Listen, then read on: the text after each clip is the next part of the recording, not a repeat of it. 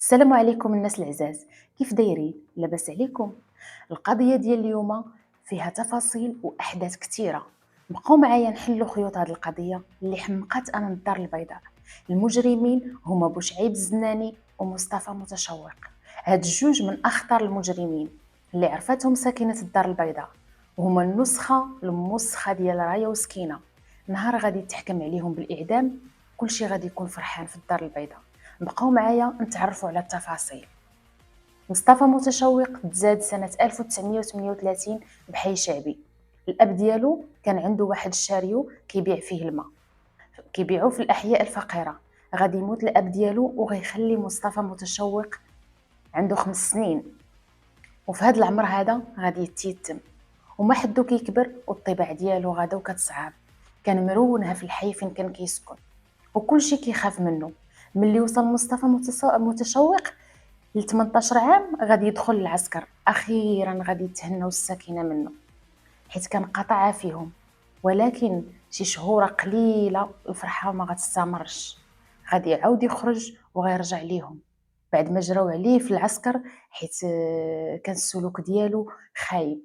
وغادي يرجع تاني للبلباله والتعدي والشراب بطبيعه الحال. مصطفى متشوق كما كتعرفوا كان مبلي، وكان باغي الفلوس بالزربه باي طريقه، ما كتهموش. داكشي علاش فكر يبدا يشفر ويبدا يراقب الوليدات الصغار. وملي كتبان ليه شي بنيته صغيره ولا شي وليد البنيتات الصغار يا دايرين الذهب ولا شي سنسله ولا شي كورميط، اولا وليد كان داير شي مكانه ولا شي حاجه غاليه، كيمشي عنده وكيسلم عليه وكيرسم ديك الضحكه ديالو. والسلاح ديالو هو الابتسامه والهضره الحلوه، وعاد كيمد الحلوه لداك الضحيه ديالو. ملي كياخد داكشي اللي بغا كيهرب، كيختفي من الوجود، يعني ما كيبقاش يبان. ولكن ما غاديش يطول حيت دغيا غادي يقرقبوا عليه وغيتحكم عليه ب3 سنين غادي يدوزهم بسجن العادر. ملي غادي يخرج من الحبس وحيت عارف راسو ما كيعرف يدير حتى شي خدمه، غادي يرجع لنفس الحرفه اللي هي السرقه. ولكن حيت ولا كارت محروق في الدار البيضاء، فكر يمشي قنيطره مكناس فاس. غادي يقرر يستقر اخيرا في مكناس، وغادي يتعرف على واحد الحباس سميتو بن عيسى. غادي يكري هو وياه بيت في درب بوعلام.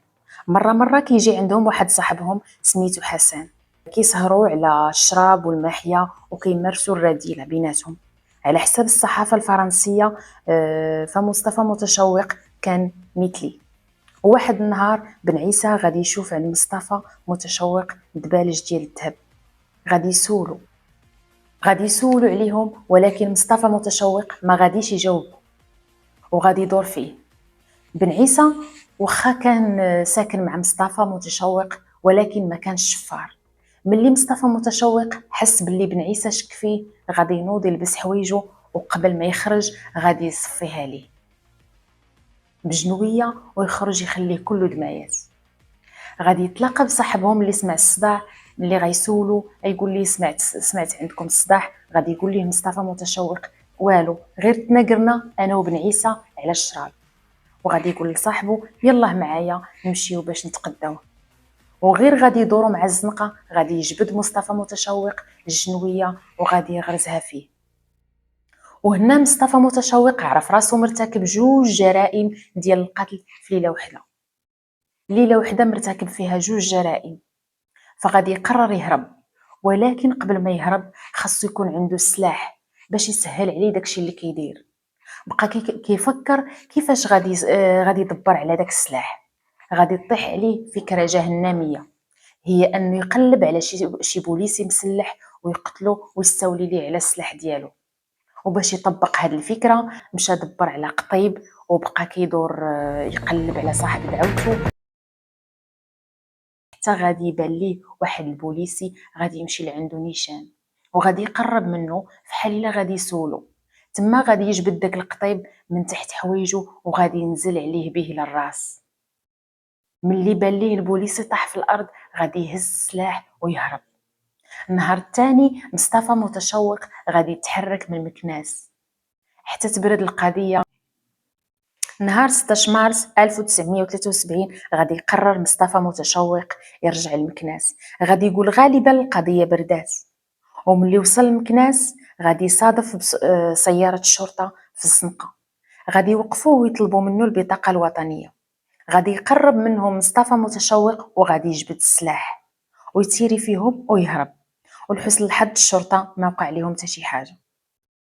مصطفى متشوق عرف باللي القضية مشحرة، غادي يرجع لفاس وما غاديش يتخبى، ولا قالب هسط ومسلح على المحلات ديال الذهب والكريساج. والقضية حماضت حيت الشكاوي تزادوا عند البوليس. هنا عرف بلي وصلوا الصهد، وإلا بقى فاس غادي يشدوه، وإلا مشى حتى تشد غادي يعدموه. كما عارفين مصطفى متشوق متهم بجوج جرائم ديال القتل زائد السرقة. هادشي اللي خلاه يقرر يرجع للمدينة ديال الدار البيضاء، بالضبط سيدي مسعود. غادي يقرر يتخبى عند اختو. غادي يبقى على هاد الحال حتى النهار اللي غادي يقرر يرجع لخدمته اللي هي السرقة. وهنا رجع مصطفى متشوق للسرقة كما كان مولف. غيستعمل كذلك الابتسامة ديالو والمكر ديالو للدراري الصغار. تقريبا في هاد المدة اللي بقى كيشفر فيها مصطفى متشوق وصل لأكثر من 400 عملية ديال السرقة. حتى لواحد النهار وهو في البار غادي تجي عينيه في واحد كان كيشوف فيه. غادي يقرب منه مصطفى وغادي يسولو كتعرفني؟ غادي يرد عليه السيد الاخر غادي يقول ليه لا، ولكن فحال فايت شفتك. غادي يتبادلوا الهضره. تما غادي يتعرف مصطفى متشوق على بوشعيب الزناني. وهذا التعارف ديال هاد الجوج المجرمين غادي يولدوا لنا اخطر جرائم ممكن تسمعهم. بوشعيب الزناني تزاد سنة 1951 بالمديونة. حتى هذا مجرم خطير. هاد الجوج المجرمين غادي يتعاهدوا باش يتشاركوا الحلوة والمرة. وفي هاد الجلسة الأولى ديالهم سكروا حتى شبعوا، ولكن ما بقى عندهم حتى باش يدوزوا الليلة. يعني دوزوا شربوا وعرقوها شراب في النهار، ولكن ما بقى عندهم حتى شي حاجة باش يكملوا السهرة ديالهم في الليل. وبداو كيتمشاو وكيقلبوا في نفس الوقت على شي ضحيه اللي يشفروها باش يكملوا سهرتهم. وهما كيتمشاو غادي يبان لمصطفى متشوق واحد الولد واقف حدا السينما المامونيه. هنا غادي يتحرك مصطفى متشوق لعندو وغادي يقرب منه. غادي يقول ليه فين غادي، ولكن الولد في الاول ما غاديش يجاوب. ولكن مصطفى عنده طريقه الاقناع، بقى بشويه حتى الولد تفاعل هو وياه. قال ليه الولد كنتسنى تحل السينما وغندخل نتفرج. وهنا غادي يعرفوا مصطفى براسو هو وصاحبه بوشعيب. وغادي يسولو مصطفى انت شنو سميتك وشحال في عمرك؟ الولد غادي يجاوبو سميتي عبد الغفور وعمري 14 سنه. هنا مصطفى غادي يقول ليه حتى حنا غادي سينما اخرى نتفرجوا في واحد الفيلم جديد حسان من الفيلم اللي كاين في السينما المامونيه، وغادي يعرض عليه يمشي معاهم باش يتفرجوا. مصطفى خلى الولد يثيق فيه ومشى معاهم. غادي يركبوا الطوبيس. وهنا مصطفى كمل التعارف ديالو مع الطفل. ملي دازت 30 دقيقة مصطفى قال للولد راه الفيلم اللي بغينا نتفرجوا فيه تعطلنا عليه داز، ولكن ما تخافش واخا داز الفيلم غادي ندوزو وقت زوينة مع بعضياتنا. وهنا غادي يشدوا الطريق الغابة وهما كيضحكوا مع عبد الغفور حتى وصلوا لواحد البلاصه خاويه. وهنا غادي يقول لصاحبو تسناوني انا غادي نرجع دابا ما غنتعطلش. مصطفى كان مشى باش يتسخر يجيب القراعي ديال الشراب. وهنا الولد غادي يطلب من مصطفى انه يرجع للدار. غادي يقول ليه مصطفى غير جلس، راه واحد نص ساعه انا غادي نديك بيديا حتى لداركم. وبطبيعه الحال الولد باقي صغير ما عارفش الخطوره اللي دايره به. وملي مصطفى عرقها شراب الولد باقي صغير ما عارفش الخطر اللي داير به. ملي عرقها شراب هو وصاحبه غادي يحاولوا يتعداو على الولد. والولد بدا كيقاوم. طبيعة الحال مصطفى ما غاديش يعجبو الحال، غادي يجبد جنوية وغيرتكب فيه جريمة، وغادي يخليه ملي سالاو الجريمة ديالهم وغادي يمشيو. داز عام على هاد الجريمة. مصطفى غادي يستدرج طفل آخر من وسط المدينة. هاد الولد واخا صغير كان خارج كيقلب على خدمة، غير شافو مصطفى عرف بلي هذا هو الفريسة ديالو. غادي يستدرجو ويقرب منه ويسولو علاش كتقلب. غادي يقول ليه الولد كنقلب على خدمة. مصطفى غادي يطمنو وغايقول ليه عندي لك خدمة، وغادي يستدرجوا بنفس الطريقه الاولى ديال اللي دار الولد الاخر، وغادي يتعدى عليه وينفذ الجريمه. هنا الجرائم ديال مصطفى متشوق ولاو ربعه. ما غاديش يحبس الجرائم ديالو واخا عرف باللي هو محكوم عليه بالاعدام، حيت عارف كيفاش يتخبى من البوليس. واحد النهار مصطفى متشوق يتلاقى بواحد الطفل متشرد، غادي يستدرجوا ويتعدى عليه وينفذ الجريمه ديالو ويرجع يعيش عادي. ولكن مدة عام ما بقاش كيرتكب الجرائم، لدرجة أن القضية تاني بردات. سنة 1976 مصطفى متشوق وصاحبه بوشعيب الزناني غادي يمشيو للسينما المامونية. داك النهار كانوا غادي يتفرجوا في واحد الفيلم ديال تاجر مخدرات اللي كيخطف ولد بوليسي اللي مكلف بالملف ديالو، وغادي يبقى يبتزو بولده. وهنا مصطفى متشوق ملي كيتفرج غادي تطيح عليه نفس الفكرة فراسو. ولكن بطبيعة الحال مصطفى دار ليها تعديلات على حساب القانون ديالو. غادي يحكيها لصاحبه وغادي يعاود ليه كيفاش غادي ينفذوها. قال ليه غادي نخطفوا اطفال ديال الناس اللي لاباس عليهم وغادي نبتزوهم بفلوس، ولكن حنا غادي نقتلوا الضحيه مباشره ملي نخطفوه قبل ما نهضروا مع والديه باش ما نحصلوش. والضحيه غادي نخنقوه باش ما نخليوش دليل من ورانا. من بعد ما نقتلوه ندفنوه في بلاصه مقطوعه. ملي اتفقوا هو بوشعيب غادي يمشي يشري كرافطه بدرهم من الجوطيه، وشهروا هما كيخططوا كيدرسوا الخطه ديالهم. ملي جا وقت التنفيذ غادي يراقبوا واحد الولد باه تاجر. اختاروا حيت متاكدين باللي باه غادي يعطيهم الفلوس. غادي يمشيو حدا الدار اللي ساكن فيها الولد وغادي يبقاو حاضينه حتى غادي يخرج الطفل باش يلعب مع صحابه. وهنا مصطفى متشوق غادي يتحرك لعنده وغادي يستدرجوا بطريقه كما ما كان مولف كيستعمل مع الدراري الصغار. غادي يعيط ليه بسميتو حيت كان اخذ كاع المعلومات قبل ما يجي يقلب على هذا الولد. وغادي يقرب منه وغادي يسولو واش باك في الدار. جاوبوا الولد قال ليه لا، مشى للخدمه. ديك الساعه غادي يطلب منه مصطفى يوصلو عند باه. قال ليه كانت سالو شي فلوس ودار معايا غادي يعطيهم ليا اليوم.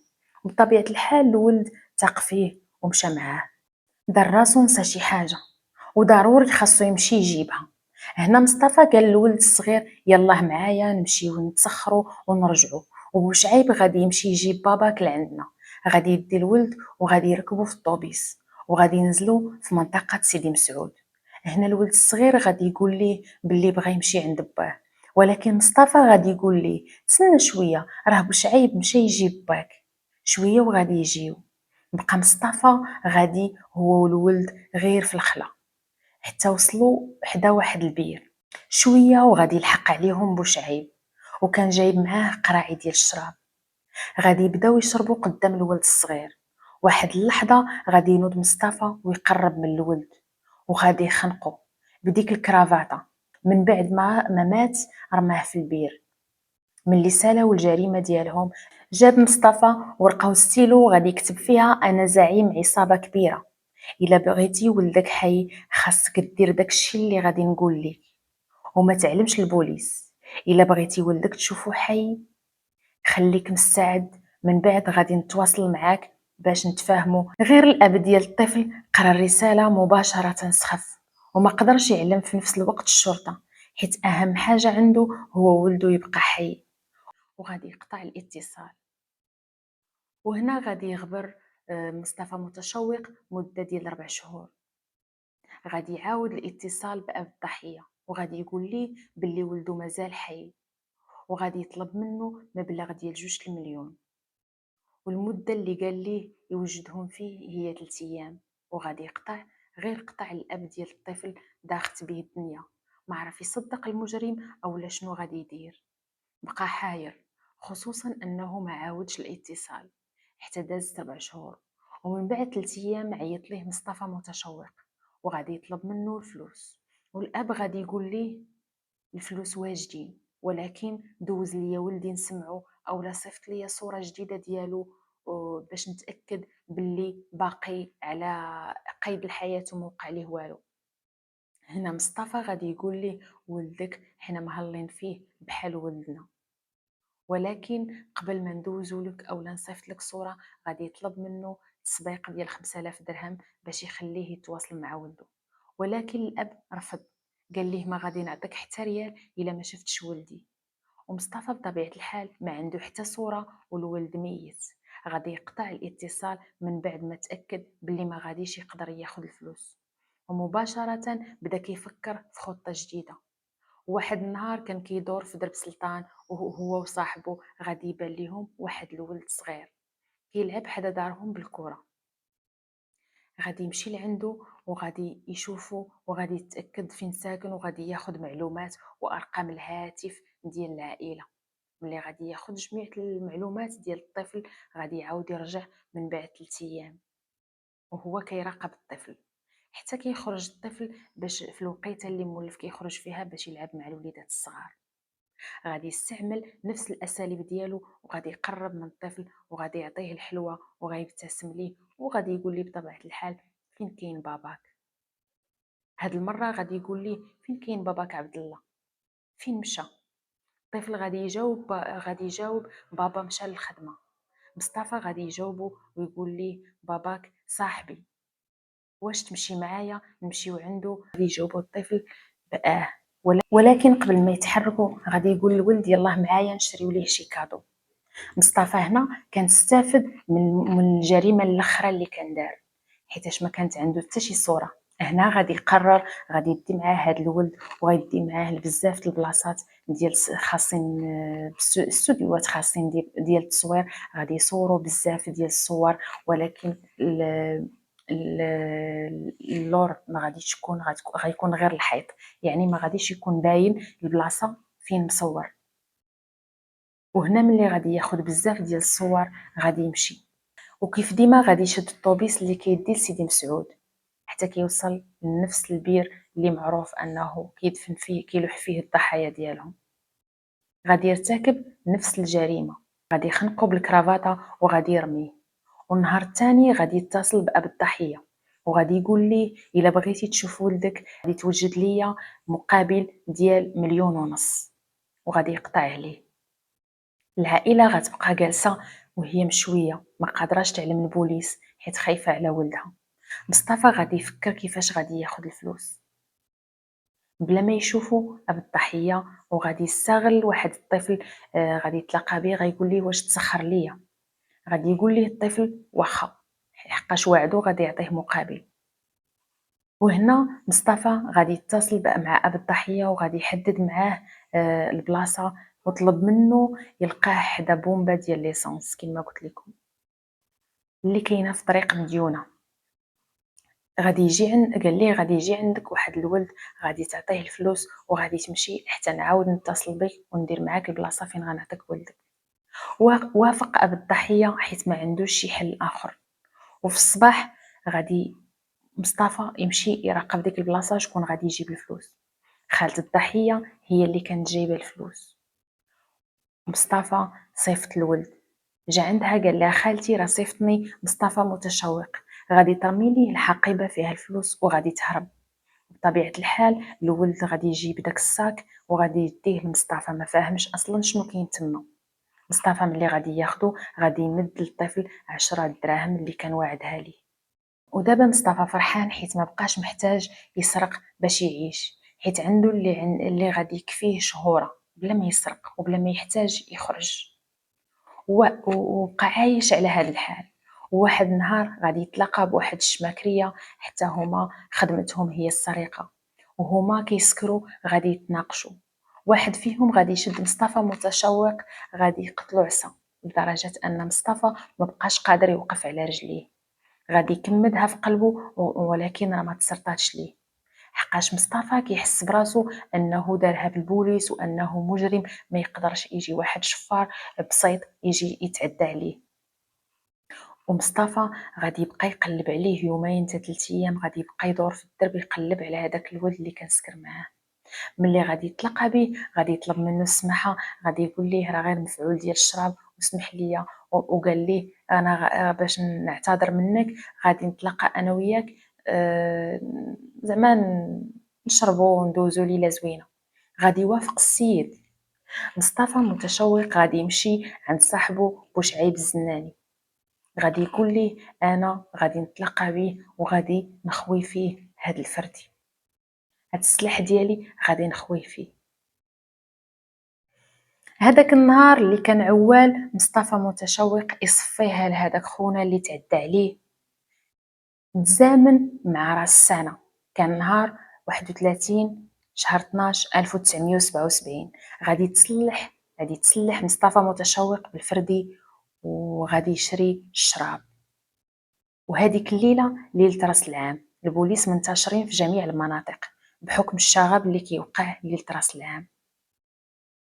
وهو كيتسنى الضحيه ديالو بدا كيشرب، كان هاز معاه 3 القراعي، شرب 2 قراعي لدرجه انه ما بقاش قادر يوقف على رجليه. غادي تبان ليه الطوموبيل ديال البوليس جايه في الاتجاه ديالو، بغى يهرب ولكن ما قدرش، وغادي يوقفوه ويشدوه. وهما ما عارفينش باللي هذا هو السفاح المطلوب رقم 1 اللي دوخهم هاد السنين كاملين. قلبوا الميكات لقاو فيها 3 القراعي، 2 شربهم وحده باقا. شدوه وطلعوه معاهم، وهو غادي يطلعوه طاح منه الفردي. في الاول غادي يسحبوه غير سلاح عادي بحال ديال الميكا، ملي قلبوه تما فهموا باللي سلاح حقيقي. وهما كيقلبوه غادي يلقاو معاه جنويه، وهنا تاكدوا باللي وراه قضيه كبيره. ملي بداو التحقيق معاه سولوه واش انت هو مصطفى متشوق، غادي ينكر بطبيعه الحال وغادي يقول لهم شكون هو مصطفى متشوق، ما كنعرفوش وما كنعرف حتى شي حد بهذا الاسم. وملي سولوه على السلاح قال لهم سرقته من واحد الضابط ملي كنت في الجيش. ولكن من بعد مده قصيره غادي يعترف حيت غادي يزيروه، ولانه كان تحت ضغط لدرجه ان جميع الادله ضده. غادي يضطر مصطفى متشوق يعترف بكاع الجرائم اللي ارتكب. كذلك غادي يعترف باللي هاد الجرائم ما دارهمش بوحدو، كان معاه صاحبه بوشعيب الزناني، وغادي يقول لهم راه هو كاين حاليا في الدار كيتسناني. وهنا مباشره غتحرك الدوريه ديال البوليس باش يجيبوه نفس العنوان اللي عطاهم متشوق. بطبيعه الحال غادي يلقاوه وغيعتقلوه. غادي هما كيعتقلوه غادي يلقاو ديك الرساله اللي كان رسلها لاب الضحيه اللي قتل. وفي نفس الوقت غادي يلقاو التصاور ديال الطفل الاخراني اللي خدا عليه 15,000 درهم. ونهار 3 يناير سنة 1978 مصطفى متشوق وبوشعيب الزناني راح الجريمة بالضبط بسيدي مسعود. وتما غادي يلقاو الضحايا اللي كان رماوهم كاملين، غادي يلقاو غير الهياكل العظميه ديالهم حيت تحلات الجثث ديالهم، تحللوا الجثث. وفي النهار الثاني غادي يقدموهم للمحكمه. وهنا مصطفى متشوق غادي ينكر كاع الجرائم اللي ارتكب، وغادي يقول لهم كاع التصريحات ديالو في الاستجواب كانت كلها غلطه، حيت كان تحت الضغط والتعذيب اللي كان تعرض ليه. وقال كذلك باللي صاحبه بوشعيب الزناني هو اللي قتلهم، وقال لهم انه هو كان كيشفر غير الحلي ديال الاطفال، يعني كيشفر غير الذهب والماكون وهذا الحاجات الغاليه، اما القتل ما عنده حتى شي علاقه. وقال باللي صاحبه هو اللي دار كاع هاد الجرائم، وهو بطبيعه الحال كان كيخاف منه وكان كيدابز معاه وباش ما يديرش هاد الجرائم، ولكن خاف باش يقتلوه لانه هددوا بالقتل. وقال شحال من مره وانا كندافع على دوك الاطفال، ولكن كنت غادي نتقتل. وكمل كلامه وقال باللي الوضعيه ديالو هي اللي خلاته يسرق، وهي السبب الحالي اللي لهاد الوضعيه اللي وصل ليها. ولكن الحكم ديال القاضي ما كانش لصالحه، كان الحكم ديال القاضي بحال الحكم ديالو بحال الحكم ديال صاحبه، لانهم كانوا مشاركين في هاد الجرائم بجوج، وكانوا من اقدر المخلوقات على الارض، لانهم كانوا كيديروا جريمه، كيغتصبوا وكيقتلوا وكيخليو مسرح الجريمه وكيشربوا حداها وكيتحركوا ويزيدوا. يعني ما عندهمش انسانيه. الا كانوا تطلقوا ولا تملصوا من المسؤوليه ولا شي حاجه هكا، كانوا غيعاودوا يديروا جرائم ابشع. ولكن القاضي حكم عليهم بالاعدام.